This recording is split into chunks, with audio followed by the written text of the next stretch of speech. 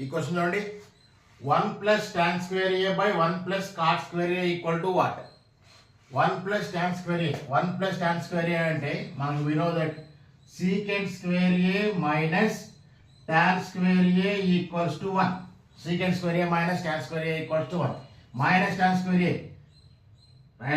RHS వైపు వెళ్తే secant square a equals to 1 plus tan square a అవుతుంది. 1 plus tan square a. This can be written as 1 plus tan square a. Therefore 1 plus tan square a plus secant square a రాసుకోవచ్చు. Next దీన్ని మారుద్దాం. మనకి ఇంకో విషయం ఏంటంటే cosecant square a minus cot square a equals to 1. ఇది ఒక set అండి. This is another one. cosecant square a minus cot square a equal to 1. When cot square a goes to RHS, it will become minus cot square a becomes plus cot square a. Therefore cosecant square a equals to 1 plus cot square a అవుతుంది. Therefore ఈ రెండింటిని secant square a 1 plus tan square a 1 plus tan square a numerator plus లో secant square a రాసుకోవచ్చు.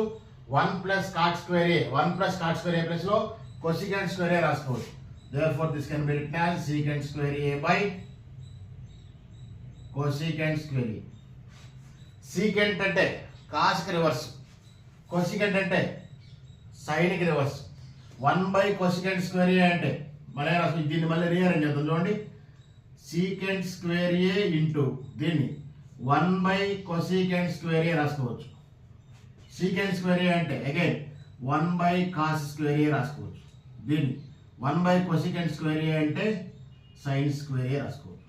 Therefore sin square a by cos square a equals to tan square a. Okay.